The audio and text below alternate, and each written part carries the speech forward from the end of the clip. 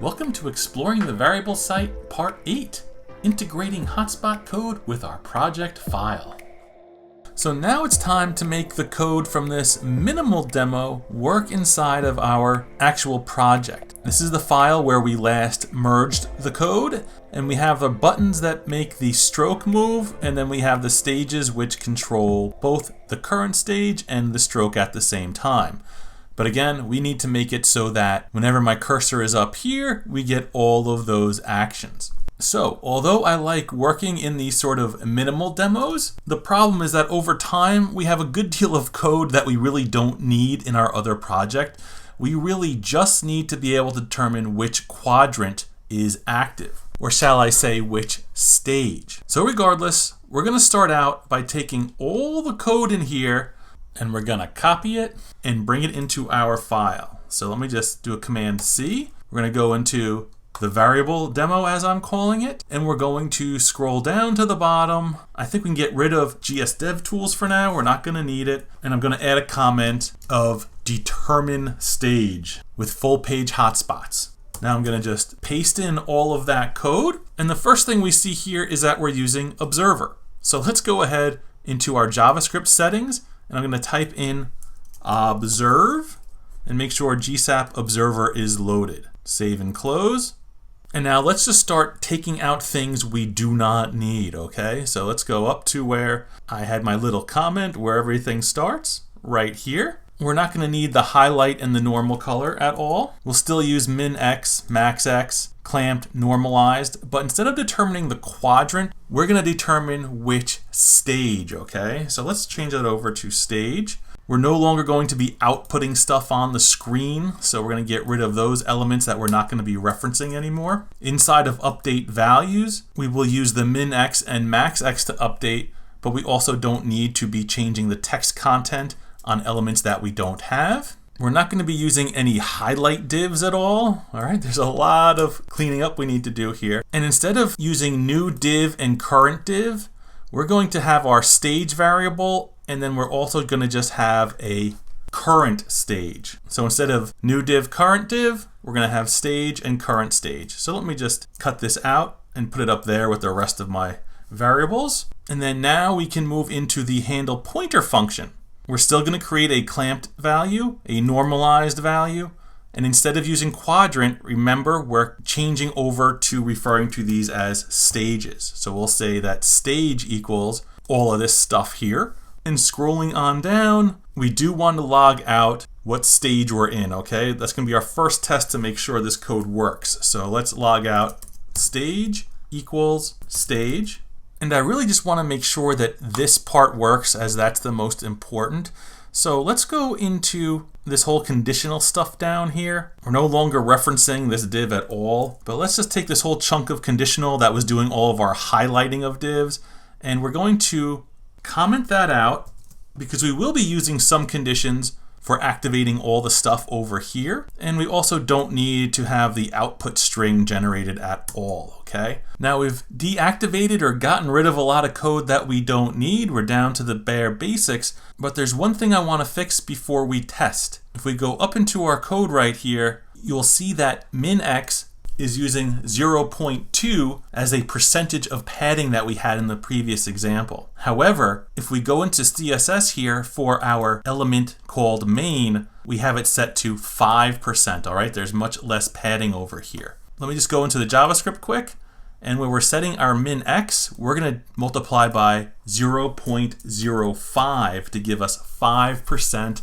of the browser width as our padding and our min x value over here. So let me crack open the console, clear out the console, and let me just move up here, and it says stage 3 at the bottom. Okay, let's move over here, and when I go to the left, it changes to stage 2, and then we go to stage 1, and then we go to stage 0. So in the console, it says I'm in stage 0 now, but the text here says stage 1. Well, in our code, our stages, or quadrants as they were, are 0 based, okay? So the leftmost stage actually is stage 0 when we're dealing with things that are in arrays, such as our stroke dimensions. So let's just pop on over to stage 2 here, and you'll see that we update to stage 1 in the console. Sorry for moving around so much. And I think this is pretty good. We can do a quick responsive test by resizing the window. All right, that should have reset or updated our values. And now when I'm over here on the right, it says stage 3 all the way at the bottom in my console. And when I go into the next stage, we update to stage 2. So things are working very good now as I move back between 2 and 3, which is really stages 3 and 4, okay? So with all that out of the way, let's use these stage values here to get the stroke to move to the proper stage. So to get the stroke to move based on which stage we're in, I'm going to go up here where we have some old code, remember back when, where we were looping through all of the buttons, okay? And inside that button loop, we had access to index, and we told the path highlight to do a draw SVG animation based on the coordinates we get from the positions array when we pass in that value of index. So I'm going to just take this line of code here, copy it, and scroll all the way down to that chunk of conditional code that I had commented out. We'll uncomment it, and we need to change this language around to match our stage and current stage naming of our variables. So we're going to say, hey, if stage is not equal to current stage, then we can check to see if there actually is a current stage. And here, instead of diminishing current div, we'll just say diminish current stage. We're not going to need this tween anymore. And where we have highlight new div, we'll just say highlight new stage. And we're not going to be, again, highlighting any sort of divs. This is where we're going to paste in our path highlight code. And instead of using index, we're going to use the current stage value. And then we can set current stage equal to whatever the stage value is. So again, very important that you went through the previous lessons, all right? And you understood this code before I'm changing it around. Let's give this a little run. And once that animation is done, let's move over here. And now, ooh, we move to stage 4, stage 3, stage 2, stage 1. That's really nice. This is working perfectly. All right, I told you there'd be some editing of code, but once we have the bones in place, we can just attack it piece by piece. So now that the stroke is working fully, let's move on to activating the proper stages. So we already have our stage animations built, and what I want to do is trigger them the same way we're triggering these stroke animations, by pulling values out of an array. We're going to store each of these animations in its own array, and then based on the current stage value, we're going to tell that animation to play. So let's scroll on up to the code where we're actually looping through the stages and building those animations. We did that a few lessons ago, and what I'm going to do is create another constant called stage animations, and it's going to be an empty array. Now inside this loop, when I'm creating each of those stage animations, I'm going to add that current timeline to the stage animations array using push. Now we're no longer going to need to mouse enter or mouse leave those stages to trigger the animations, so I can clean things up even further by getting rid of this code here inside that loop. Now to tell those animations to play, I'm going to go down here again where we have our code that was triggering the path highlight animations, and I'm going to say, hey, you know what? Let's go into the stage animations array, pass in the value of stage, and tell that timeline to play. So when our value of stage equals 0, we'll be telling the first timeline in that array to play. Now if things work out, I should be able to come over here, roll over this side. Aha, stage 4 played and I'm nowhere near it. We go to stage 3, we go to stage 2, go to stage 1. It all works, except none of the stages are reverting their animations or reversing them. Well, that's because we haven't told them what to do. And that's where this condition here comes in handy. If there is a current stage, we're going to do pretty much the same thing. So I'm going to take this code here that pulls the timeline out of the array, or at least references it, paste it up here, and we're going to say, hey, inside the stage animations array, we're going to pass in the value of current stage and tell that timeline to reverse. And this is all going to work fairly well, except for one little problem that actually threw me off when I did it for the first time. Let's roll over. Stage 4 highlights, stage 3 highlights, and stage 4 reverses. All right, look at that. exactly what we want. Let's go over to stage 2. Very nice. And now let's go to stage 1.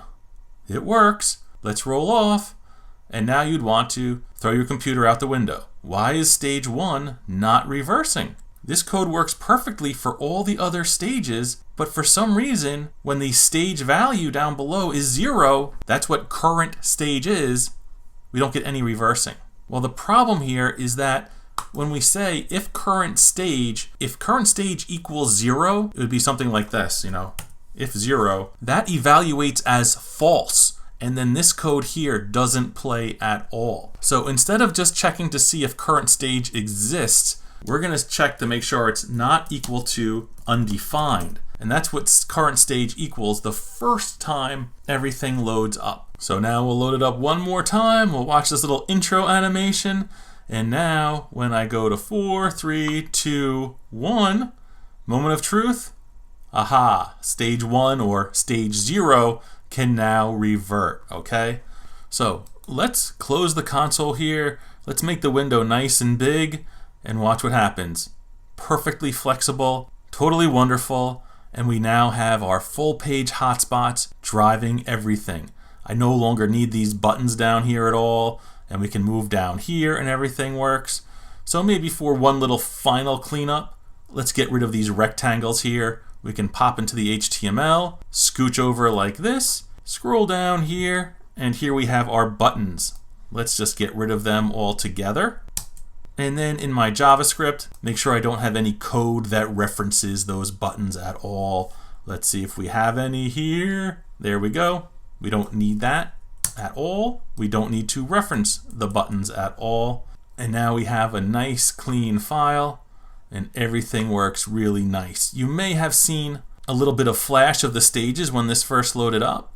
And as we've done many times before, we could use some CSS to hide them. So I'll just pop into the CSS real quick. And our stages, we can just say opacity 0. And then in our JavaScript, when everything's ready to go, we can do a little GSAP.set on the stages and set the opacity to 1. Look over to the left, and I'll do a fresh load. And now on a fresh load, everything looks nice and beautiful. All right, folks, this was quite the project, but I hope you enjoyed it and you learned a ton. It's amazing how many little things we had to work through in order to get this working, but at the end of the day, none of the individual pieces is really all that complicated. It always helps to just sort of take a step back and work at them all on their own, and then at the end, paste them together and work slowly through the code.